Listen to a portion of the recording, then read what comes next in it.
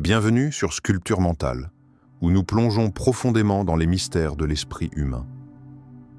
Aujourd'hui, nous allons explorer un phénomène subtil mais puissant. Pourquoi plaire aux autres vous détruit lentement, selon Carl Jung? Nous vivons dans une société où le besoin d'être accepté, aimé et admiré est omniprésent. Mais à quel prix? Ce besoin constant de validation externe est-il réellement ce qui nous apporte du bonheur et de l'épanouissement? Ou est-il en train de nous détruire lentement en nous éloignant de notre véritable essence? Vous avez sûrement ressenti ce besoin irrépressible de vouloir être accepté, aimé, admiré. Mais est-ce réellement ce que nous recherchons? Ou sommes-nous en train de perdre une partie de nous-mêmes dans ce processus? Dans cette vidéo, nous allons décrypter cette dynamique pernicieuse et comprendre comment elle peut nuire à notre équilibre intérieur. Préparez-vous à un voyage introspectif qui pourrait bien remettre en question vos habitudes et vos perceptions. Suivez-nous dans cette exploration avec Sculpture mentale, où chaque réflexion est une étape vers une transformation intérieure. Carl Jung, le maître de l'ombre, nous invite à dépasser la surface de ces préoccupations superficielles. Il nous pousse à regarder au-delà des apparences et à explorer ce qui se cache sous la façade de la recherche de validation. Cette quête de reconnaissance peut-elle vraiment nous mener vers la plénitude ou nous conduit-elle lentement à l'érosion de notre être intérieur? Aujourd'hui, nous allons explorer ce phénomène en profondeur. Nous allons décortiquer comment cette recherche incessante de validation sociale finit par éroder notre identité, créant un vide que nous tentons de remplir sans jamais y parvenir pleinement. Mais cette exploration ne se limitera pas à une simple observation de ce processus. Nous allons aussi remettre en question nos habitudes et nos perceptions. Que ressentons-nous réellement lorsque nous agissons uniquement pour plaire à autrui? Pourquoi avons-nous peur de déplaire et qu'est-ce que cela dit de notre relation avec nous-mêmes? Jung nous incite à nous poser ces questions et à chercher les réponses qui résident au plus profond de notre psyché. Alors, préparez-vous à plonger dans les méandres de la psychologie humaine, à remettre en cause des croyances bien ancrées et à vous interroger sur la véritable source de votre bien-être. Car au-delà du masque social, il existe un chemin bien plus authentique pour vivre en harmonie avec soi-même.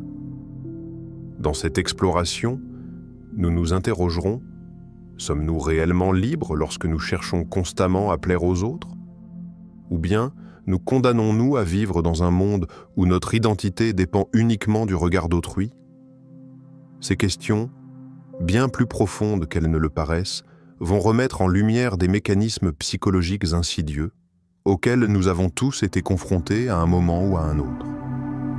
Alors, sans plus tarder, embarquons dans ce voyage introspectif pour comprendre pourquoi plaire aux autres, loin de nous libérer, nous détruira lentement si nous ne prenons pas conscience de cette dynamique.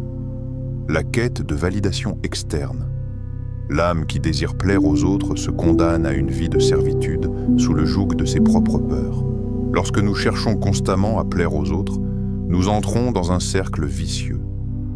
Cette quête de validation externe, que Jung décrit comme un piège invisible, se cache souvent sous des apparences de recherche d'acceptation. Mais au fond, qu'est-ce que nous recherchons vraiment dans ce processus? Est-ce l'amour, la reconnaissance ou quelque chose d'encore plus profond? La vérité, c'est que nous cherchons à combler un vide intérieur en fonction des besoins et attentes des autres, au lieu de nourrir notre propre âme. Carl Jung nous met en garde contre cette dynamique. Il nous dit que l'individu qui vit pour plaire aux autres vit dans l'ombre de son propre être. Cela signifie que, loin d'être une quête saine, cette recherche de validation devient une fuite. Nous fuyons notre propre vérité, et chaque acte devient une tentative de remplir un espace vide qui n'a rien à voir avec qui nous sommes vraiment.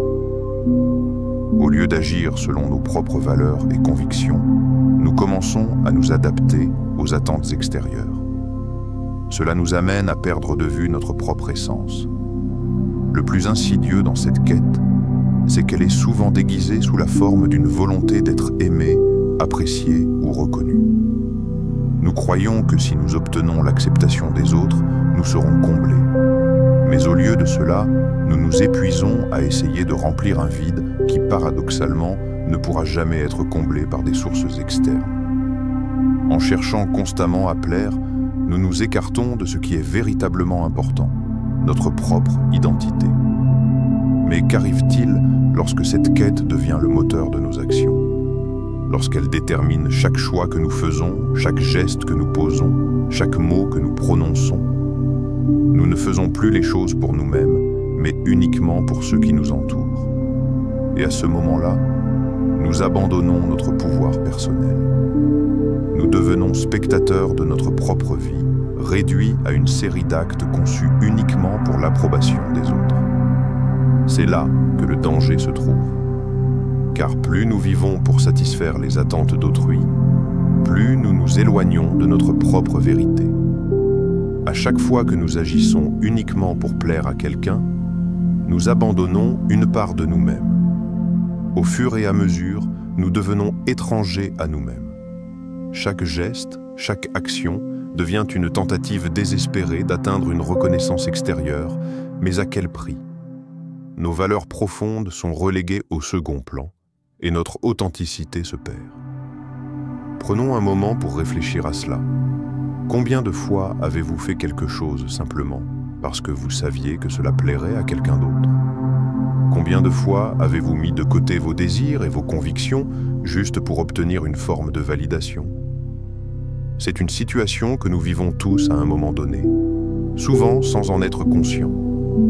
Mais cette dynamique, au fil du temps, érode lentement notre bien-être intérieur. Comment vous sentez-vous lorsque vous agissez uniquement pour plaire à quelqu'un sans tenir compte de vos propres désirs? Est-ce un sentiment d'accomplissement ou de vide? Ressentez-vous que vous vous êtes trahi vous-même dans le processus? En poursuivant cette quête incessante de validation, nous finissons par nous retrouver dans un labyrinthe où chaque sortie mène à un mur. Ce que nous recherchons, c'est en réalité une forme d'acceptation qui ne peut pas venir de l'extérieur. Elle doit venir de l'intérieur. Si nous ne nous reconnectons pas à notre essence, cette recherche ne fait que nous éloigner de ce que nous sommes véritablement. Jung a raison.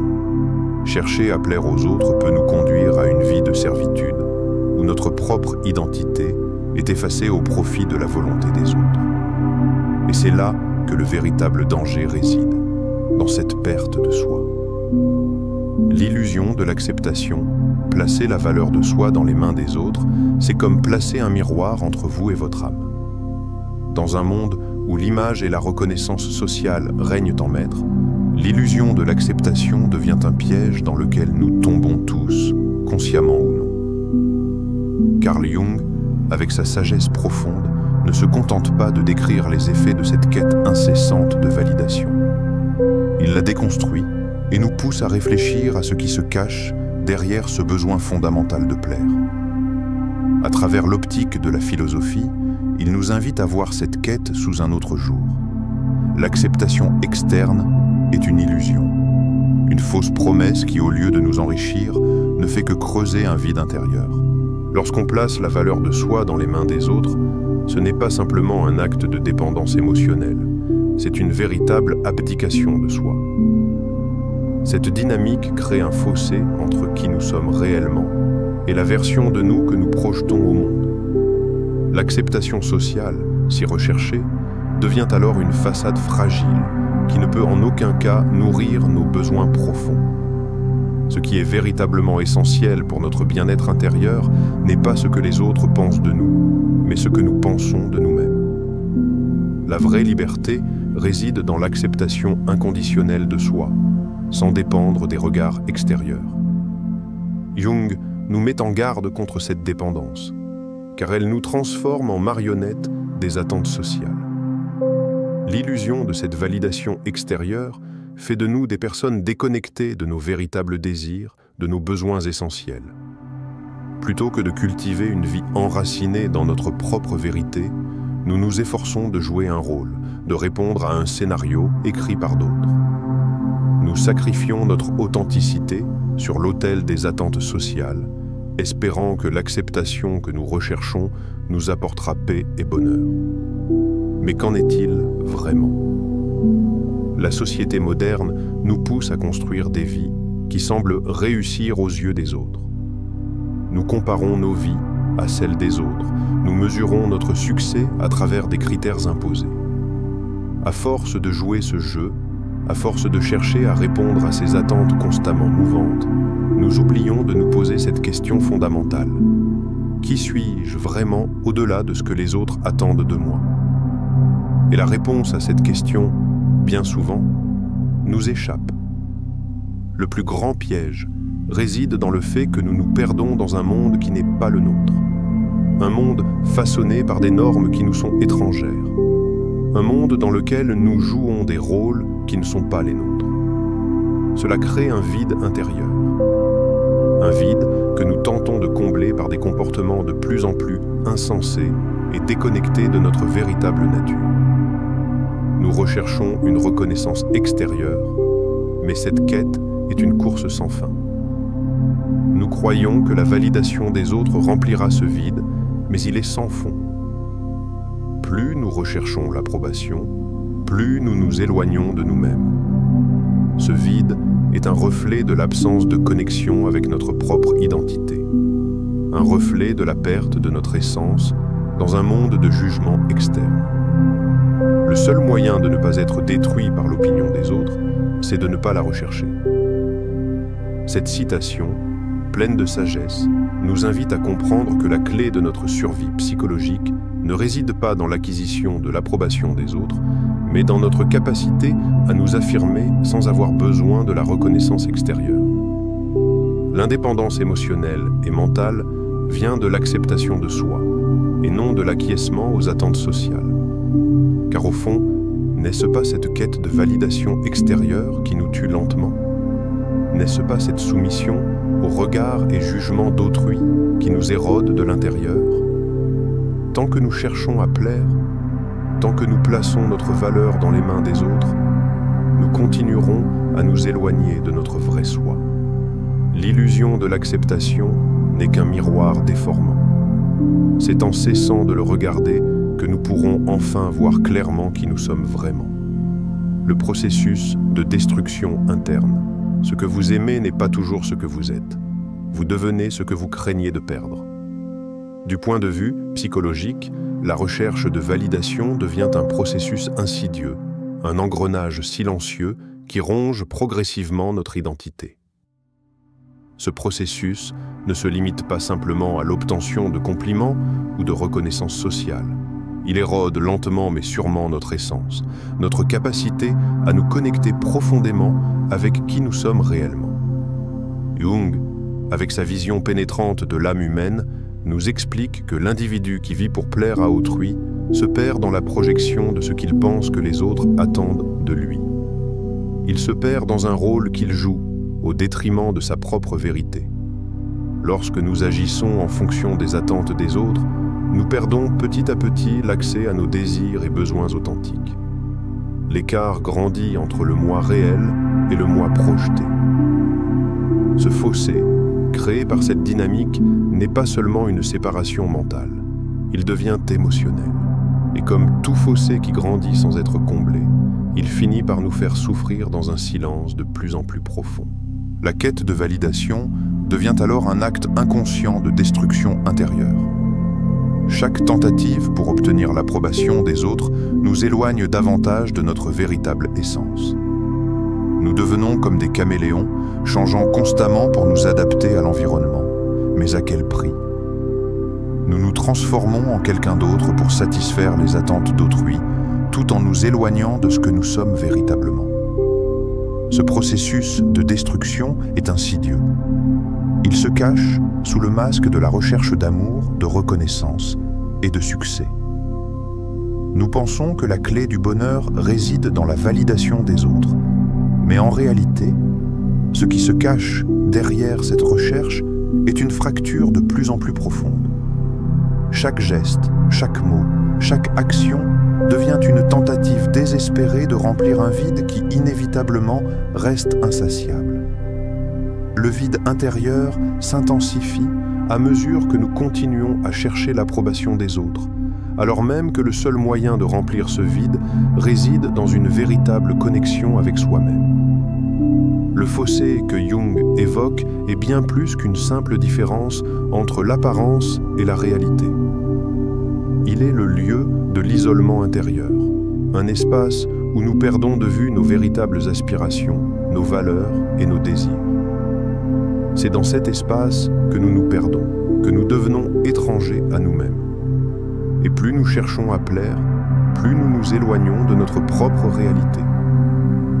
C'est une sensation qui nous envahit parfois, cette sensation de perte totale de soi. Nous devenons des spectateurs de notre propre vie, absorbés dans un rôle que nous jouons sans véritablement savoir qui nous sommes derrière ce masque. Cette fracture entre ce que nous sommes et ce que nous projetons ne se résume pas simplement à un conflit intérieur. Elle affecte profondément notre bien-être mental et émotionnel. Nous avons l'impression de porter une armure, de devoir constamment être quelqu'un d'autre pour plaire. Cette dualité devient une source de souffrance, car chaque fois que nous nous éloignons davantage de notre vérité, nous nous éloignons aussi de notre propre paix intérieure. La recherche de validation, loin d'être un chemin vers le bonheur, devient en réalité un piège dans lequel nous nous enfermons. Avez-vous déjà ressenti ce vide intérieur après avoir essayé de plaire à quelqu'un? Ce sentiment d'épuisement, de frustration, de ne pas être vous-même, de ne pas être vu pour qui vous êtes vraiment. Qu'est-ce que cela vous a appris sur vous-même? Ce vide, ce mal-être intérieur, est souvent un signe que nous avons trop sacrifié notre authenticité pour l'approbation des autres. À chaque fois que nous agissons en fonction de ce que les autres attendent, une partie de notre véritable essence se perd.